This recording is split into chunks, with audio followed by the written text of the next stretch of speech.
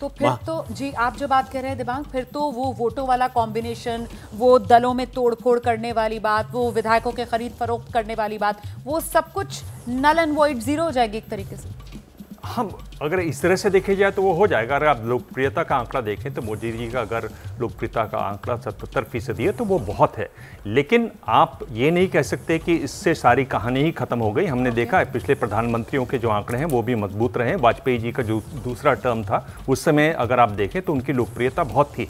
आंकड़ों की बात हो रही है और चूंकि आंकड़े ही आज हम दिखा रहे हैं तो देखिए कि मैं जिन 4 राज्यों की बात कर रहा था यानी पश्चिम बंगाल, बिहार, कर्नाटक और महाराष्ट्र, 158 सीटें हैं यहाँ पर। और पिछली बार बीजेपी गठबंधन को 125 सीटें यहाँ पर मिली, 83 सीटें केवल बीजेपी को मिली। अगर जिस तरह से महाराष्ट्र में सीटें कम हुई हैं बाकी राज्यों में भी होती हैं तो ये बहुत रोचक चुनाव होने वाला है। मुझे लगता है कि ये आंकड़ा बदल सकता है बहुत रोचक तरीके से और इसलिए एबीपी न्यूज के साथ जमे रही है। ठीक है, मुझे लगता है संजय निरुपम जी को जरा आना चाहिए। संजय निरुपम जी, यहाँ जो आंकड़ा आ रहा है वो यकीनन इस वक्त आपके गठबंधन को एज दिखाता हुआ नजर आ रहा है, फायदा पहुंचाता हुआ नजर आ रहा है। अभी हाल में इसी तरीके के आंकड़े हमने दिखाए थे, छत्तीसगढ़ में भी आंकड़ों में कांग्रेस पार्टी को एज था, सर मध्य प्रदेश में भी आंकड़ों में कांग्रेस पार्टी को एज था, लेकिन जब नतीजा आया तो ये कहा गया कि साहब कांग्रेस उसने शायद हारने की कला सीख ली है। तो ये क्यों ना माना जाए सर कि यहां भी महाराष्ट्र के अंदर अभी का आंकड़ा आज की तारीख में आपको फेवर करता हुआ नजर आ रहा है,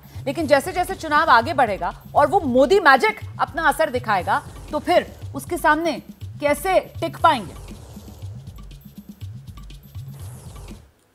देखिए, जो बार बार मोदी जी की लोकप्रियता या मोदी जी का चेहरा, मोदी जी की गारंटी की बात कही जाती है ना, उसके खिलाफ महाराष्ट्र में जो एंटी इनकम्बेंसी चल रहा है वो हावी पड़ेगा।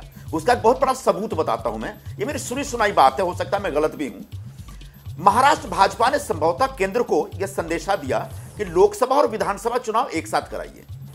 मैंने सुना है कि केंद्रीय नेतृत्व ने मना कर दिया क्योंकि उनका मानना है कि एंटी इनकम्बेंसी राज्य सरकार के खिलाफ इतनी भारी है कि वह मोदी की लोकप्रियता पर या मोदी के चेहरे पर भारी पड़ सकता है, इसलिए वह लोकसभा विधानसभा अलग अलग चाह रहे हैं।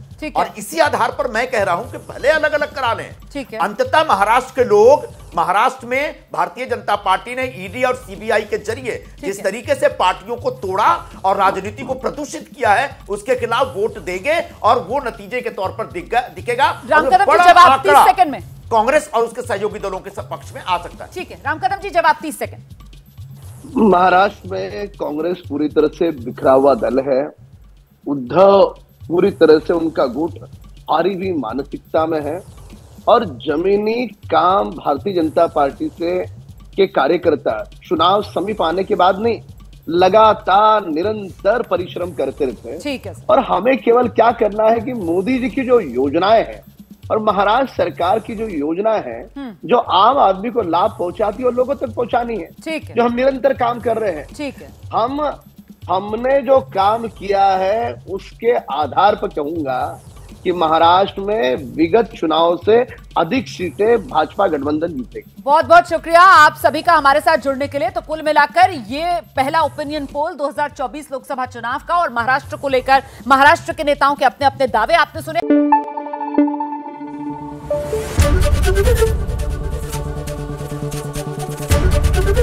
एबीपी न्यूज आपको रखे आगे।